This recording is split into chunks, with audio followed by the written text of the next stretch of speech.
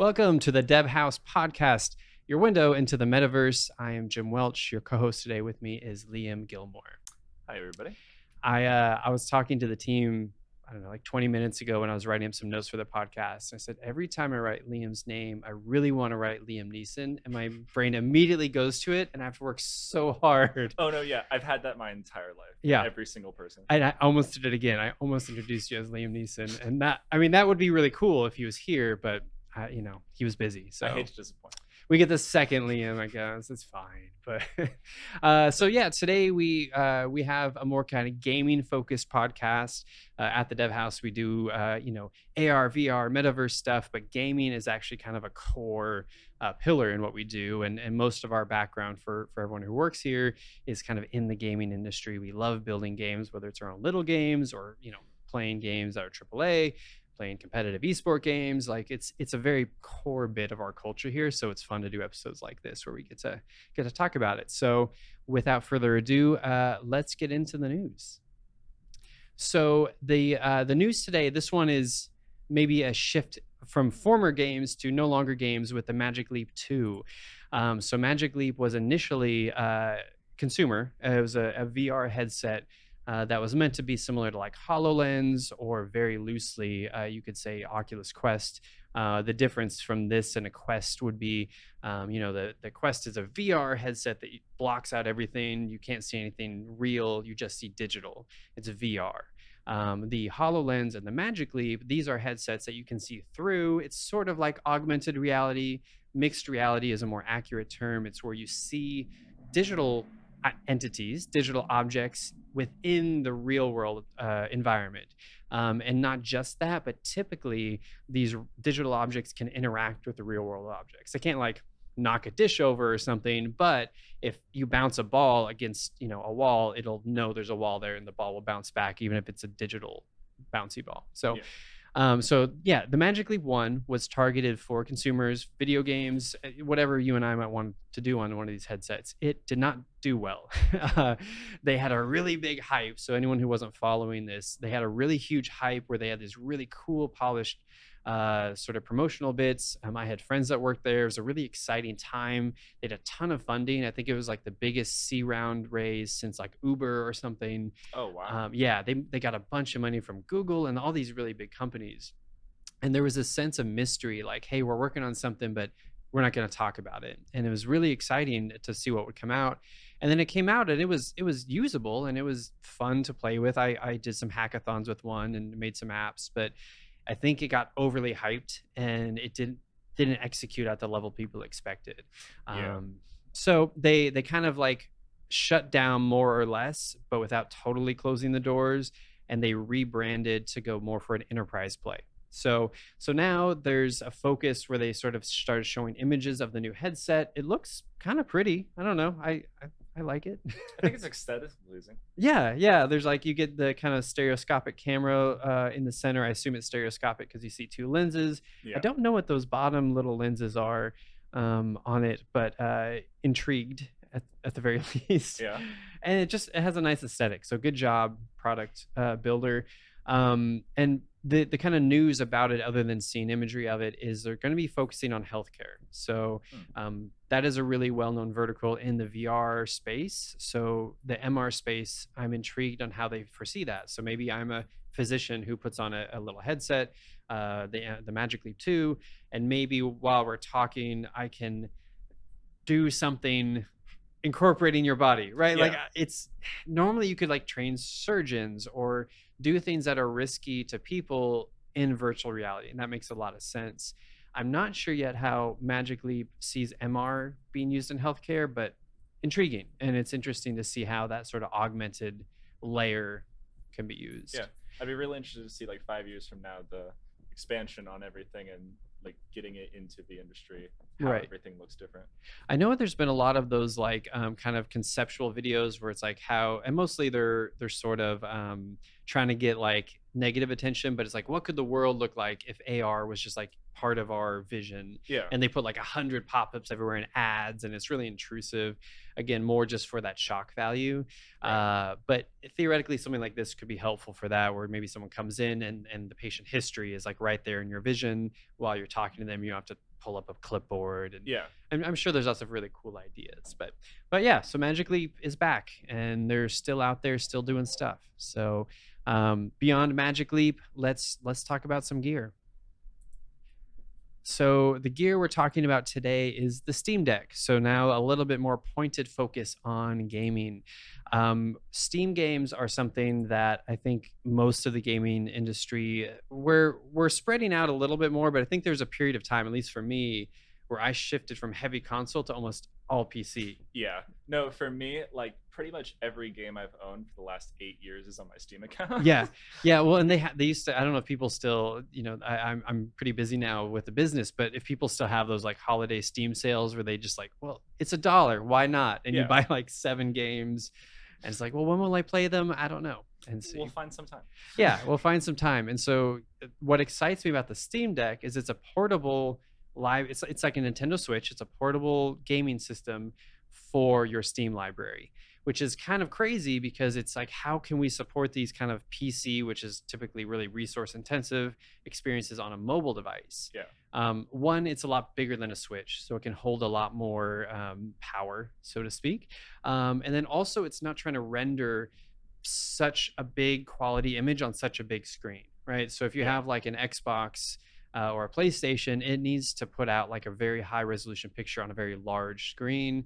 Since this one is smaller, I think it's 720, I think, which sounds weird, but I'm pretty positive that's what I heard.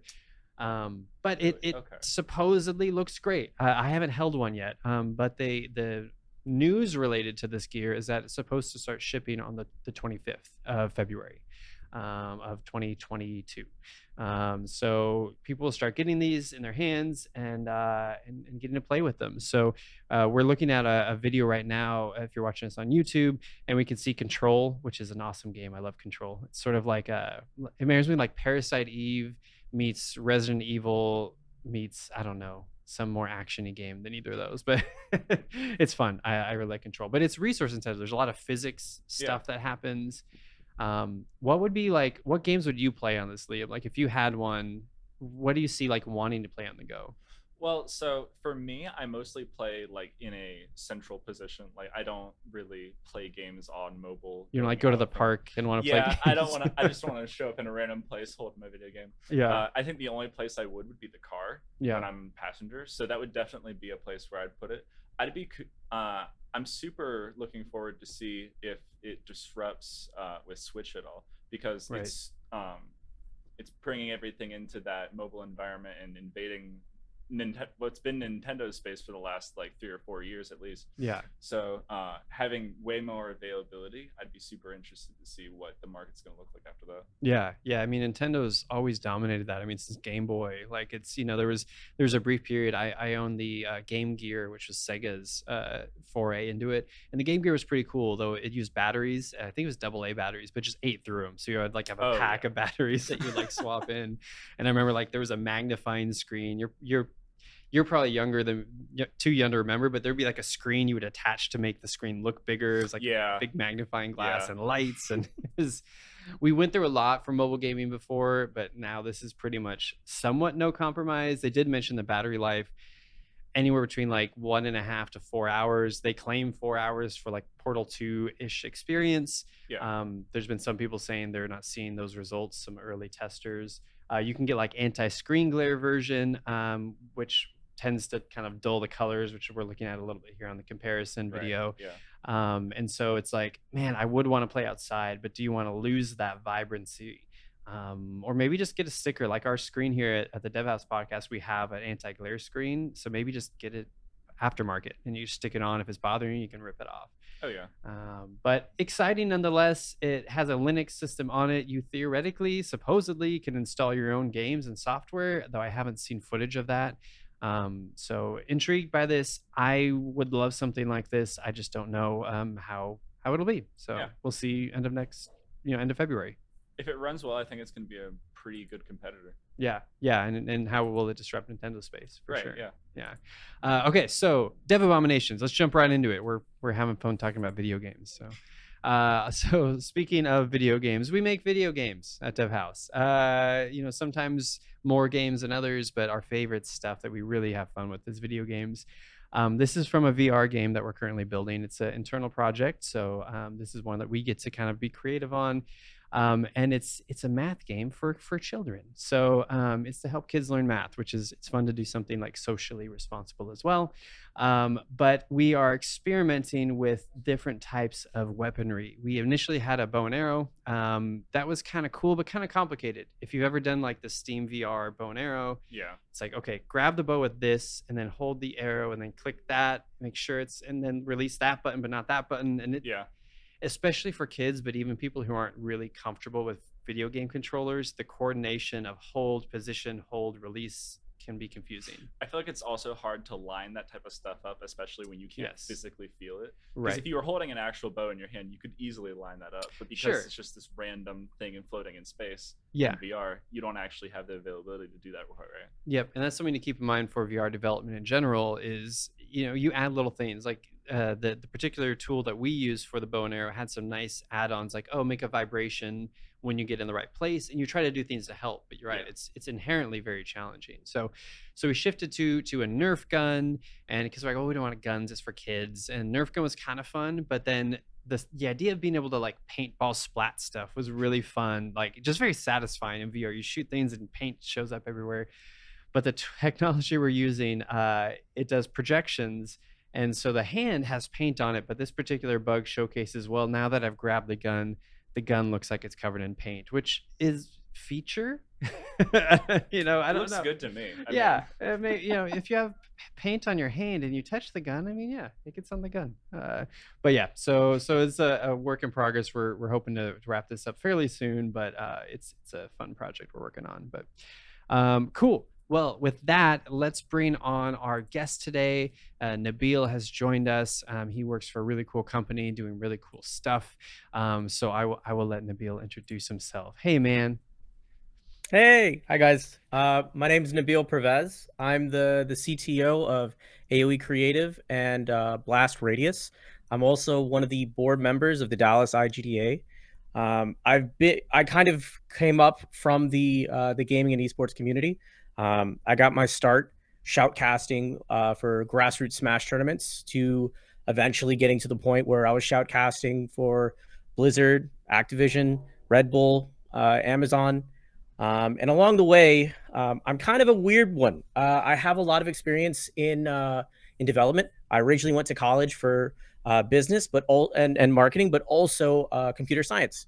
So specifically, I started off in A Tech, and ended up shifting from there, but my passions really didn't. So I'm lucky enough to have friends like Jim and a lot of these folks that are in the local community out here that are working hard in game development, and it's something that I just live and breathe 24/7. I can't really escape it at this point, and I'm really lucky that I'm able to do so.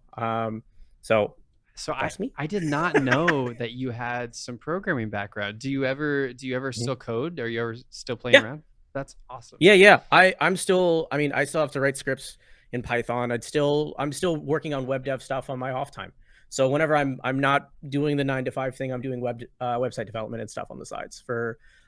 So lately, I've been trying to make it a focus for Black-owned businesses that they might not necessarily have all the resources that they need at the moment. So I say, that's cool, bro. I'll help you with your website. I'll get you something started. So let me see how I can help you. So I'm trying to stay sharp as much as I possibly can. That's awesome. Yeah, it's on that topic. I just recently started doing those like kind of code challenges. There's those websites where it'll like post a challenge and you can like time yourself and how fast. So to sort of knock the rust off, because similar to your probably business experience, it's like your day job is mostly, not in code, and I'm in that experience too. And so it's been fun to sort of like try to solve these problems. Sometimes frustrating, but ultimately satisfying. But yeah, so our main topic today that we want to talk to you about is kind of how do you see, you're very closely tied to the esports community. How do you see esports kind of being affected by, our podcast is about the metaverse. The metaverse is like kind of touching a lot of things. I mean, even with the Blizzard activation acquisition, I feel like that was heavily influenced by like IP ownership for this metaverse push. What do you see the impact being on esports in this space? So I agree with you that I think that with Microsoft's particularly also being vocal about NFT and Web3 in general, I do see that this is something that is on their sites, and it's cool. It's not a matter of if I'm in the camp. It's not a matter of if it's a matter of when, and when it becomes more popular. Truthfully, there's a lot of mixed emotions in gaming and esports right now towards blockchain tech in general, I suppose is the right way of saying it. Yeah. The thing is that I feel like there's a mix of I think there's a mix of misinformation, but also a lot of the scammy stuff has become very popular to talk about, right? But ultimately that has driven the narrative towards utility and making people understand like there's more to it. And guys like Mike Shinoda is saying, I can take this skin from one game to the other. Obviously, people are poking holes holes in that like crazy. But the mindset instead of like people are starting to understand the idea of if you come into it with the mindset of building a proper game first and then incorporating NFTs on top of it and making that feel closer to the CSGO interactions that have existed for years, by the way, then I think people are more on board with that. I think that because of the bad taste that people have gotten in their mouths of saying NFT and associating it with anything Jake Paul's doing, the problem then becomes, okay, well, how do we now backtrack and kind of bring that back up and make people feel more excited about it? But I'm in the camp that it's going to take time, but I think that it's coming. Right. I think that as long as you can point back to successful case studies like how the CSGO marketplace works, I think you will be just fine. Sure. So talk about CS:GO as an example. So when I think of like game economies, I think of some like successes and some non-successes. You know, the Diablo 3 marketplace pops to mind as something that didn't go so well on launch. What you kind of point to CS:GO as something that you think does work well. What do you think works well about that system, and how does that help us kind of pave the way maybe on the right way to do it? I think I should possibly also just expand that to also Dota as well too. I think Valve has done a good job of when it comes to those. I think it comes down to scarcity, supply and demand, and whatnot, and it's natural inherently, right? If you really want that Dragon Lore op, you're going and in perfect condition, you're going to drop the however many thousands of dollars it is now, and go for it, right? And I think that it's not all that foreign for people that have been part of that community. So I think that ultimately, if you can get to a place where you're willing to have that discussion, here's a better example. If there was a really interesting talk by Devin Nash, who talks about one of the players that was on TSM at the time. I believe he's on FlyQuest now, named Afromu. Now, there's this really rare skin in League of Legends called Black Alistair. Black Alistair is so OG in the game, they don't sell it anymore. There's no way to get it. And accounts that have it are like coveted by some of these people, right? And I would imagine someone like Afromu is willing to pay anywhere into the thousands of dollars, or because he's a millionaire, tens of thousands of dollars. He doesn't care about money at this point to get that particular skin, right? Well, unless you're getting that account, doesn't work. So right. This is where you introduce the concept of NFT. And as soon as you say, bro, it's just a skin, it clicks and everyone's cool with it. And then I think they'll move on from there. Sure. Like, as long as it doesn't have anything that directly affects the game being a game, I think people are going to be fine with it. I think people have been very much conditioned to it, but now that it's been a rough time in the past couple of years when it comes to how people are seeing it, I think that's going to change once they start to understand the utility that could potentially come from it. Right. And with anything, there's that what do they call, like the trough of acceptance, or whatever that diagram is, where something new comes along, it seems really weird or kind of scary or yucky, and so everyone's like, no, I don't want that. And then there's some acceptance, and then it's like, okay, yeah, we can find the value in that product. I know, Liam, you've done some like more on the music games, like kind of more competitive space. Like, how do you see, like, maybe you appreciating some of this stuff? Like, would you see yourself wanting an NFT for, like, if you're like, yeah, you're still active in that scene, you're like, I want some clout. Is that something that you would want to spend money on, or do you not see yourself doing that?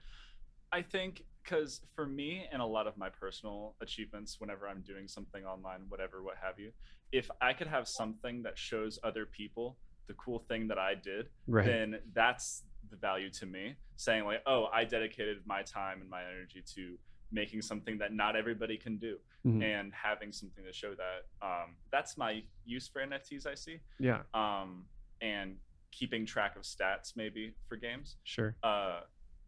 The future's not super certain for me on that end because I just haven't seen the application for it yet. Right. But if the applications were there, I would certainly do it. Right.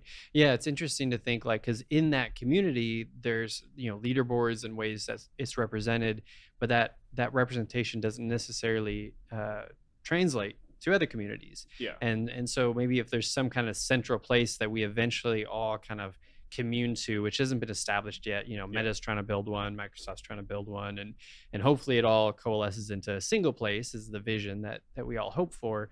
But then you could have that thing that Yeah. says that is not just I'm telling you I've done this, but it's like, yes, it's by this company.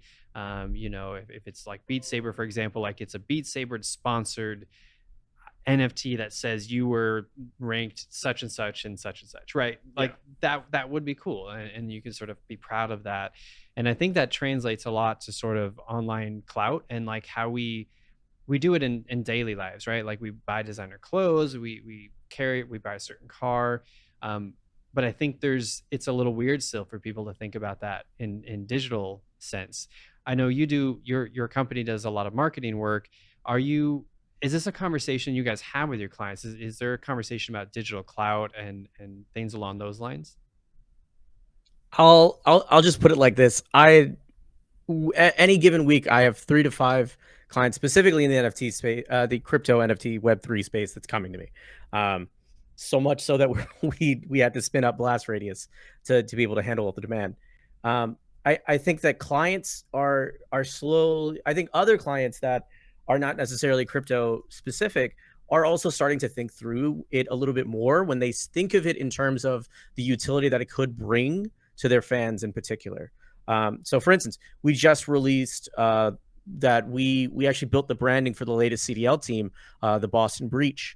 And I mean, not gonna, divulge anything too much here, but I mean, the ability to be able, like the idea of utilizing an NFT or cryptocurrency or something along those lines to help give fans something that others can't because they're willing to make that type of commitment. The conversation definitely comes up, Yeah. as well as with other clients as well too that we're having in the space, as well as with AOE clients in general. That there's now this general curiosity that's coming around it. Right. So people are starting to think more about it. What we've been trying to do is kind of help them, guide them in the mindset of like, okay, it's cool to put the thing out there, but you need to have something behind it. Right. There needs to be some sort of foundation. Yep. It's also one of our design principles at AOE specifically is like, we don't design without purpose. We don't design to make something cool. We design something to make it purposeful that also comes out cool. Has to be a foundation there and a reason why, and some sort of focus on utility that makes sense at the end of the day, right? Well, even because otherwise you're just slinging whatever you want. Yeah, slinging JPEGs. And yeah, I think I mean, even with Bored Apes, even though that one was like kind of a spotlight, questionable sort of NFT project, it did have a utility. It's a membership to this sort of community, and then also there's like on the website you can access a certain area of the website and interact with it. And so I think that's partly why it succeeded to the level it did. It's like, yeah, this is for something. I'm a part of this club by having this. And it's not like an unspoken thing like, oh yeah, I know like 6 other people have this, so I guess we're a club. It's like, no, this is the Bored Ape Yacht Club. You are now a member. It felt different. And before I saw how expensive they were, I was interested in one. And then I was like, I can't. There's even another one as well too, called Friends with Benefits. Out that if you own one out in LA, it's a very similar thing where it's like you're joining a part of a really specific community, and with a specific community, with specific Discord, you get specific information that can benefit you, or utilize it however you will, right? Like information is power at the end of the day, right? Well, and what's interesting about the esports community that just popped up in my head as I was considering this is that from the fans' perspective, like special benefits. It's like if I love following Dallas Fuel, it's like, oh, I pay for some sort of membership through an NFT, and then I can transfer that membership easily, which these are some benefits of kind of NFTs and other systems using blockchain. I can transfer that, and it's like, oh, I'm too busy, or I've outgrown this, but I can give it to my son, and now he's this gold member or something like that. They can get in to the front row for their next, competition or something. Absolutely. Yeah. 100%. Yeah. So for, I think, where we're headed, it would be awesome to see, making sure we follow some best practices, as game developers, and you, I'm sure, know as well. Nabil, is like, you don't want to make games where you can play to win or pay to win. And so you don't want NFTs to basically let people buy victory, especially in esports. I mean, when we're talking competitive and like money's on the line and people are putting real energy into this, you don't want to say, oh, if you buy this NFT, that gun's way stronger. So anyone who's not in that space, so clients that come to us, that's an important note. So when you're designing something, consider that, make sure these new kind of metaverse implementations into your systems, they're cosmetic, or they are access, but they're not like a superpower move or something, and unless that's in the design. But that gets really, really tricky, because like, as a gamer, like, how do you want to deal with that? Like, oh, the rich kid can beat me because he's rich, right? I would leave. I don't think there's anybody I could think of that would stay in a game like that. Maybe the rich kid, I guess, right? The rich kid, he'd love it. Then you just got Battle of Rich People. I mean, I would watch that, but at the end of the day, it's like, I do agree with you. Like, at the end of the day, I think the mindset that, I mean, I have a couple of friends that are already developing into this, and the mindset is 90%. Like, when you're building your project, 90% build for a fun gameplay experience and a great gameplay loop that is addictive, and you want to build a community around that, and slide in 10%, right, of something that does not affect your gameplay, something that's cool, something that's cosmetic, and you will be just fine. Right. But I cannot emphasize enough, community. That's all that really matters, is building something that they want to play with their friends, and they're excited to come home from work and jam the latest one. And if, as long as they have that there for them, they don't mind spending the extra 10, 20, 50, 100, 200, $300 on this game, because they love it, and it's giving them hours of enjoyment. I guess the best example is, if you look at Riot's model. Like, if you look at everything that Riot does, always free to play, everything. That there hasn't been a single game that you have to pay to play. And if you really want to get to something, you can get there if you put the time in. You don't need to spend the money, unless it's purely something that's cosmetic. You can chunk some money in there if you want. But at some level, the game, I feel like Riot has done such a good job of having you fall in love with the game, the universe, the characters. And it almost feels like this relationship of, they've given me so many hours of enjoyment, not only with me, but with my friends, and making memories that I can't replace. Right. So if they've given me all these things, I only feel like it makes sense for me to give them $10 on this battle pass, which will encourage me to ultimately play more. Just drop $100 on this skin set that I'm adoring, and is going to, make my experience more fun. Right.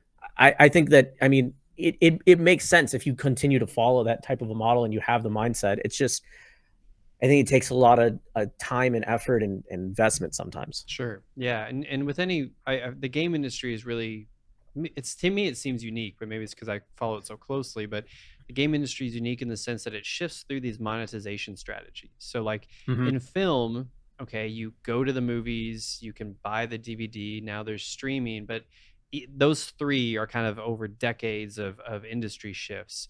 With gaming, I feel like every few years there's a new monetization. Now it's battle passes, before it was loot crates, and free to play was a big one that had a lot of controversy. And now around. We're shifting over to games as a service, though, with specifically with Game Pass. I would also make the argument of, like, that is literally the best deal in gaming right now. If you have kids, it's the best value, easily. Right. Oh yeah. Yeah. No, and now Netflix is getting in on that game. They see that, and so now Netflix is offering as a service games, right? So, so it's just interesting, and I see kind of blockchain technology, NFTs, Web3, Metaverse, sort of whatever umbrella you want to use, as another potential monetization place for games. But I don't think it has to be gross. It's just that the people who make these games need to make money. They need to find a way to hopefully give value that's fair. Free to play is one that was interesting because it's like, hey, here's a free game, right? And then some companies were bad about like, yeah, but then it's paywalled after level 1, and that's frustrating. Yeah. And then now Yeah. it's people have found better things that the community likes, and so it's evolved. And I see this space being the same. There's going to be a lot of bad actors and bad implementations, but I think there will be some good implementations that come from it. I know play to earn isn't a space that I'm personally in, but if it was, it sounds intriguing. Like, oh, I love playing video games and I can earn money. That sounds great if it's done well. Yeah. Right. So I think there's a lot of opportunities that are kind of exciting about this new digital era that we're entering. So I would be curious, Nabil, what your like the services you offer, as sort of a potential layman is approaching you, like what can you bring to somebody that as a team at AOA or AOE or Blast Radius? Like what are the things that, like, hey, if you come to us, we can do XYZ for you? Oh yeah. Bread and butter is easily branding, like branding, marketing, creative, design. The way I like to describe it is like from the beauty of it is that I like to explain it as from ideation to execution, we can handle it. So as a result, we've handled branding projects from everyone from like Lego games to working with working with indie game developer or AA developers, right? For game projects. We've done full clothing lines for 0.1 percenters out there. So Metal Umbrella, we built his clothing brand and his first 3 releases of clothing. So you also probably will see him in the news. He just is showing off his 3,000 square foot creator space that he opened up in Austin. Oh, awesome. As an incubator for new talent. We've handled website development. So if you look up the Story Mob, we handle everything from there, updating the look and feel, as well as web design and development for all of that. I mean, and why is that important, right? So like those are what the services you offer. But like, well, why do I need branding if you're talking to like a AA game developer, they probably know this. But if you're an indie developer, or maybe you're spinning up an esports team, you want to invest in esports, so you fund a team. Why is what you do important for them? Yeah, great question. I think especially in an era where now more than ever, especially with kind of COVID and as well as the overall shift that has pushed over to digital, I think understanding the perception of your brand and understanding what you want to put out there in the world is also going to attract the type of clients and customers that you are going to get as a business, right? Like the mindset that you need to have more than ever, in my opinion, is how are you reaching out to these new markets and to your clients in a creative way? Because the normal stuff doesn't always cut it. And that might not always be the easiest way to reach out to these people. My mindset is always community first. I always think about how do I build a community, a fan base, an organization. Like, how do I build all these people to that one niche thing? And if you truly are the best at what you're doing, getting their attention and putting them behind it can be really tricky sometimes. So you gotta have. I like to explain in the idea of like, we help people being able to build that D&D character from the inside out, right? How do they think? How do they speak? How do they look?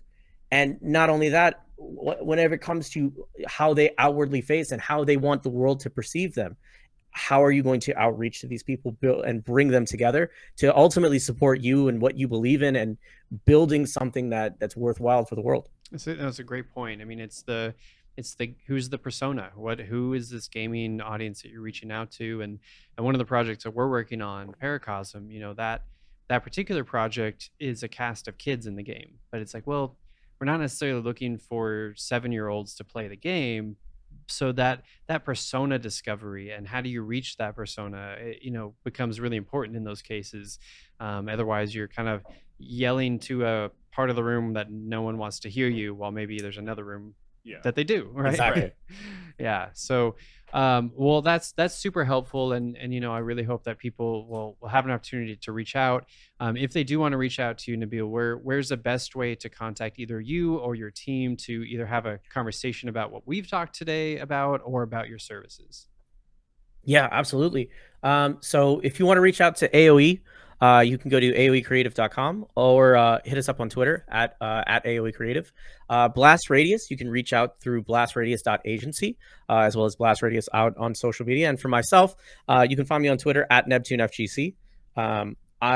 Or just look up Neptune. I'm all over the place on every one of these platforms. And if you want to chat, my DMs are open. I'm always down to chat and talk and help people.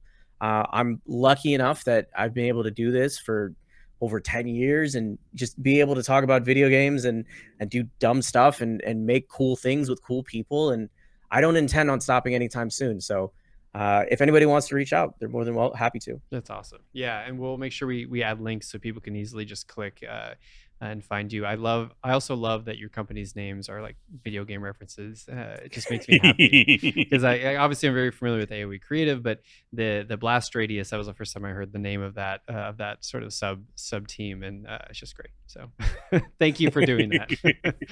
So perfect. Well, thank you for your time. It's always great seeing you again, and looking forward to having more of these conversations off camera, and in the future when you guys have cool partners you want to talk about, we'll have you back on and share some more cool stories. 100%. Thank you guys so much for having me. Cool, man. All right, take care. Thank you. You too. All right, Liam. So what are, we talked a bit about I didn't really give you a proper introduction on stuff you've done, but I think it's cool. So what is some of the competitive stuff that you have done in gaming?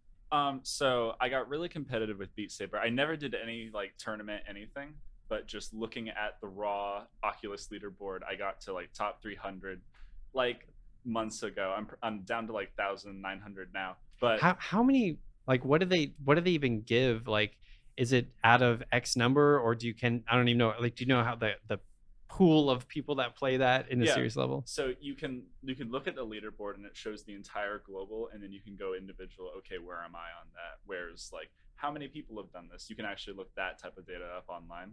But I got really far into it, and then we just got this big winter storm. My power went out, and I couldn't play Oculus for like a week or two, and then I just like completely dropped off after that. Oh no! And like got from the top leaderboard points down to like mid thousands. Yeah. What was that process like for you? And not to bloat our recap too much, but I'm curious to get to that level of skill and competition. Like, was it hours of practice every day? Like, what did that look like?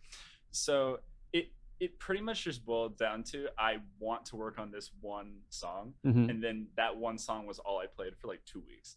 Gotcha. And I played the game every single night for like 3 or 4 hours. So I like hammered down really hard on each of these songs to get it as the score as high as possible, really. Right. And just sense. The I don't know, dedication. I guess. Yeah. No, that's great. I mean, and there was a brief period where I was like, I want to get into esports personally. I like competition. There's some games out there I liked at the time, and it was at that moment it was Overwatch, and I still enjoy playing Overwatch. But I was like, let me see what it takes. And I had a friend in the industry who was like, well, you're too old. Your reaction time is too slow. But I was stubborn. I was like, nah, I'm going to figure it out. And so I started to do the research. But yeah, like you said, the level of dedication to get competitive in these spaces is extreme. And I mean, it really has to be a core part of your life. And you have to dedicate yourself to that. And so the people that are in these spaces, so again, if you're looking to invest into an esports team or get into the space, from the investor point, make sure you find people that are serious about this. It is kind of their life focus at the time in their lives anyway.